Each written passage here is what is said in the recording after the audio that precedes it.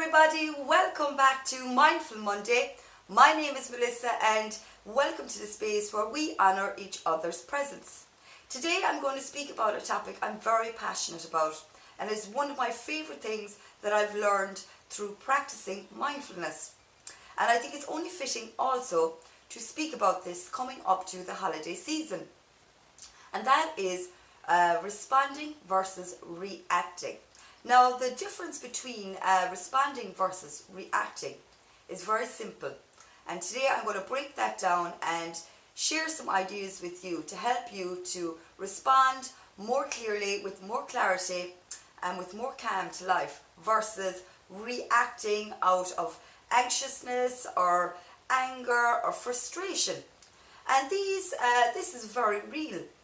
So when we're responding, we take the time to think about the thing that is bothering us. Maybe somebody has cut us off in traffic, or we have an encounter with somebody at work, maybe a heated conversation over a workload, or maybe in a relationship, the communication has been a little bit off and wires get crossed, so we react. So when we respond, we are basically acknowledging what has happened. We're not making it disappear or saying this is negative, I don't want to deal with this. This is actually more like reacting. When we respond, we take in what's happened and we accept it. But we also give ourselves the space to maybe give ourselves a breath or a moment to ground ourselves and realize and become aware of what has been said or what has happened. And we make a choice, more importantly. How do I want to respond? So when you ask yourself that question very quickly in any scenario, you will always choose to come from a place of calm. And this is so important. When we come from a place of calm, when we're calm ourselves, we give ourselves that space to slow down for a moment. And then we give ourselves a space of calm, and we respond with clarity and with clear communication. When the opposite is true and we react, we can sometimes come across anxious or frustrated or angry, and the person that we're communicating with, or even ourselves, when we start to overthink a situation, which we have to also say here, feels that energy, and not only they feel it, but we feel it, and in the result, there is no real solution. So we just create more frustrations, more anxiousness, and more complications.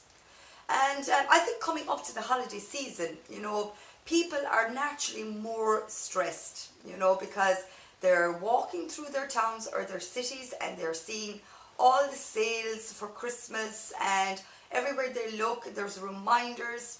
So this is also another way we can practice responding versus reacting, because it's also what we're looking at with our eyes.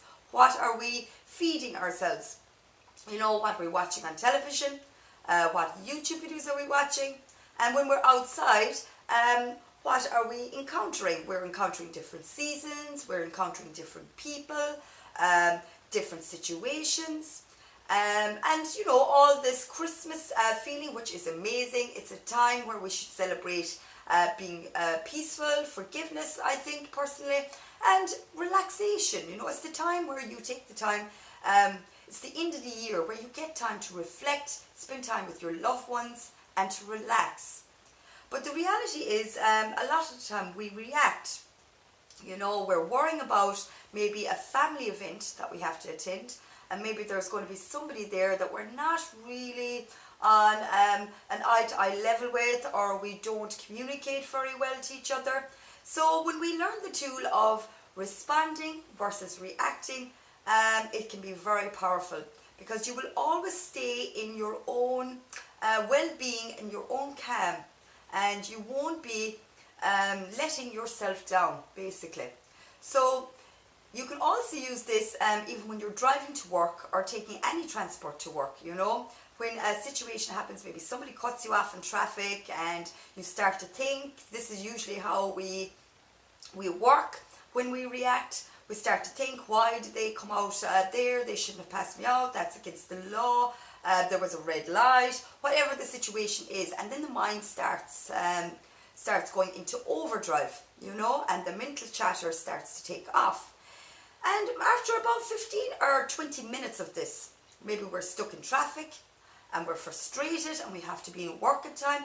Instead of just slowing down and using that time maybe to breathe and to say to yourself, this is out of my control, and realizing that you cannot control every situation, but what you can control is your response to life and your response to every circumstance. So it's very, very powerful. So today I want to introduce you to a method that I use personally. And you can use this method whichever way suits you. So the way is, I have a pyramid here. And it really is only a piece of paper, a red piece of paper, and it's got 3 lollipop sticks. And this was made actually by my 3-year-old daughter in her play school. And when she brought this home, I was so delighted, because when I was training in mindfulness, there was a pyramid on our script that we had to learn. And it started with the idea of thoughts, emotion, and reaction versus response. So if you think of yourself like a pyramid or a triangle, whichever way you would like to think of it, and you think like this, and you put it somewhere in your room or in your workplace or maybe in your car.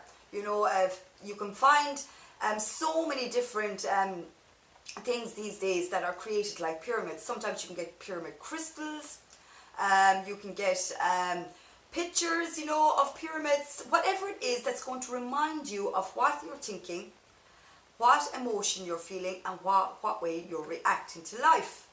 So even if you want to draw a pyramid, and keep it somewhere that you can see it first thing in the morning, just to set the tone for the day. That today I'm going to be aware of my thoughts, I'm going to be aware of what I'm feeling and how I'm responding or reacting. And set the intention for the day. That today, whatever situation I'm handed, whatever encounter I am in, I'm going to learn and practice, more importantly, to respond and start to notice and become aware of how I'm feeling.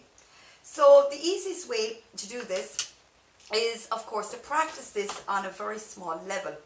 So whether you're at home with your children, or you're in the workplace, or you're meeting a group of friends, there's always ways that we can start to practice to notice how we're thinking and how we start to go into chatter mode in our minds.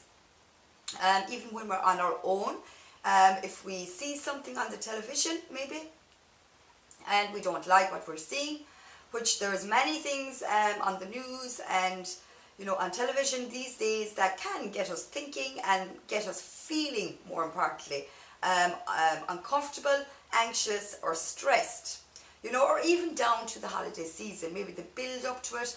Maybe you're worried about financial status, that maybe you don't have enough money. There's an array of things ways we can use this. So it's very important to learn this, I really do feel. So how we do this is we start with our own thoughts. And so when we wake first thing in the morning, we start to notice what is the first thing that comes into our head. Is it negative or positive? Because this really does set the tone for the day. And by placing this triangle maybe on a wall in front of you, and maybe even labeling it, thoughts, emotions, reactions. What I want to get across here is that the thoughts that we think, or the things that people say, always have an effect on us, positive or negative. But the point of power is always in the present moment. And that power is your power on how you respond or how you react.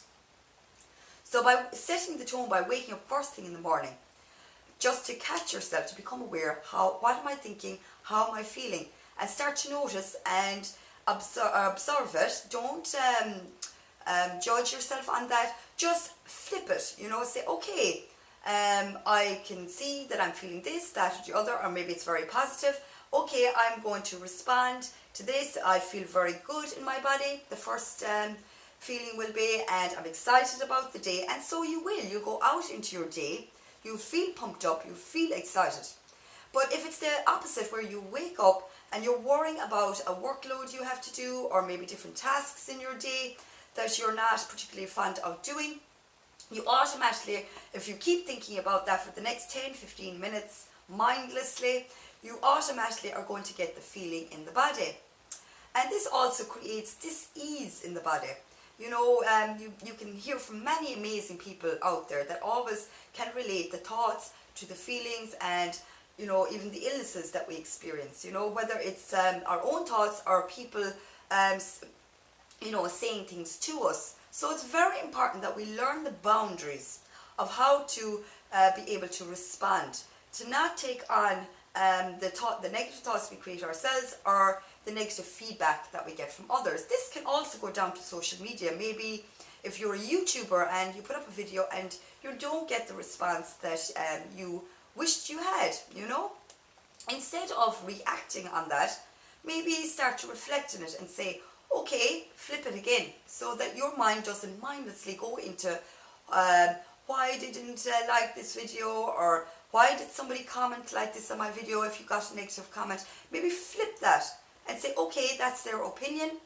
I'm in my own power, and I'm doing what I feel passionate about, so I have to continue what I have to do. Respond, set yourself up in a way that you create boundaries, and that you know who you are, and you're in control, more importantly, of your emotions, no matter what the thought is that comes into your mind, that you're able to change that thought and change the feeling, more importantly, in the body, that later on can create dis-ease or discontent, or no contentment as well.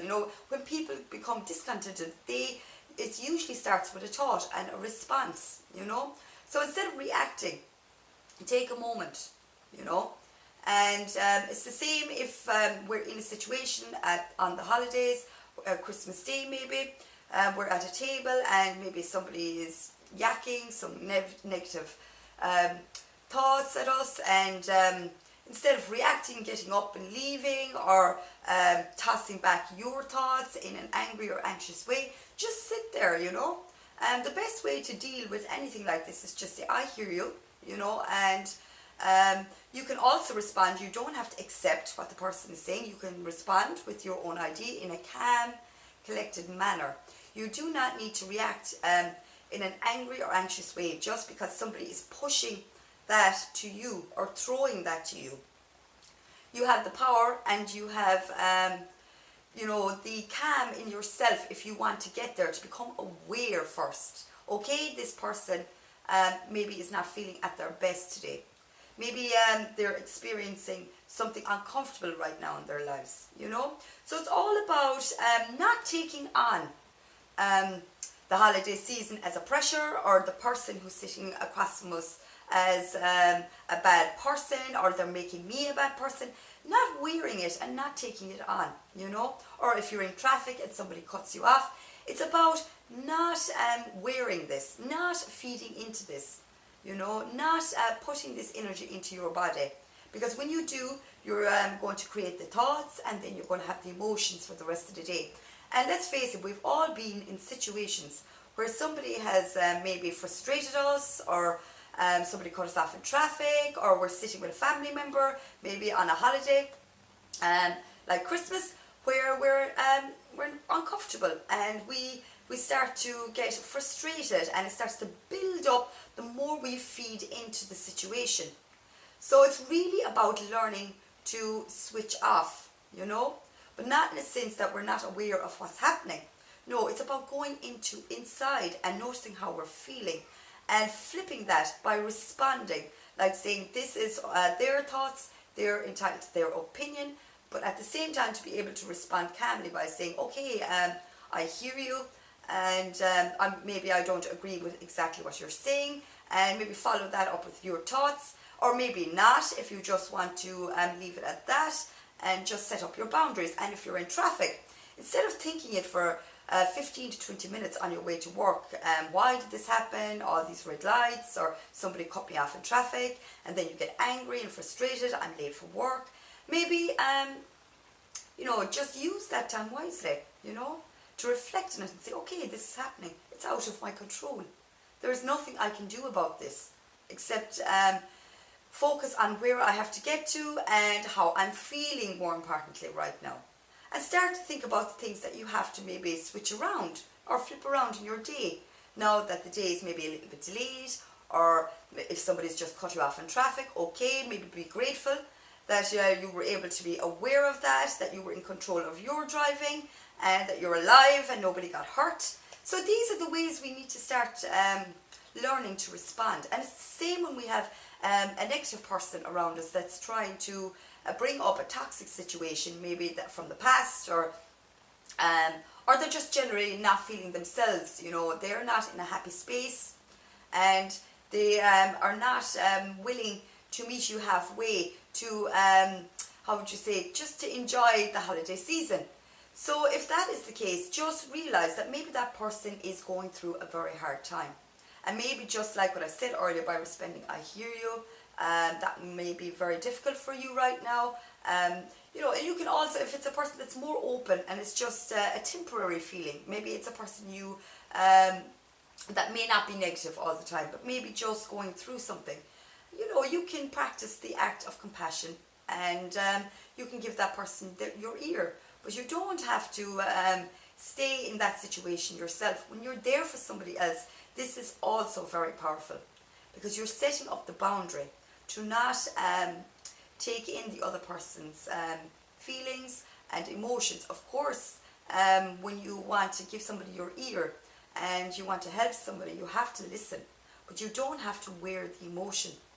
And this is something that many people find very difficult, is when they're listening to a story or they watch something on the news, is how to create a boundary of responding calmly and with clarity, and realizing that this does not belong to me. I'm aware this is happening. I'm not in denial. I'm not in delusion. I am here, I'm listening, I'm aware, but I'm not going to carry this energy into my own body. I want to respond with clarity and calm. So I hope that this helps you all out there, and that I explained this in a way that you got different ideas of how you can use this in your everyday life. You can use this even with your children. I know I practice it when my daughter gets a tantrum. I just kind of stand back, take a deep breath, and even sometimes maybe count to 10, all the different ways that can work for you. You find different ways you can practice it, and I think the best way to start is to practice small. So maybe the little things, and I think this is really important first thing in the morning, to become aware straight away. Maybe put a reminder on your wall. What are my first thoughts, and maybe have the triangle as well, thoughts, emotions, reactions, so that, or you can put response, whichever you prefer.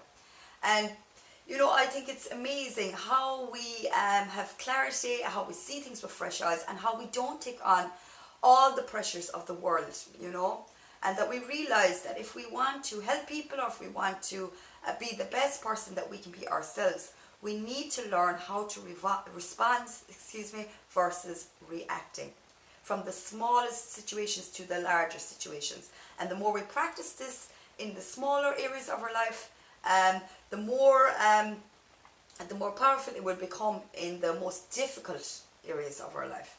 So anyway, guys, I am going to thank you all for your presence today, and I hope that you got some benefit from this video.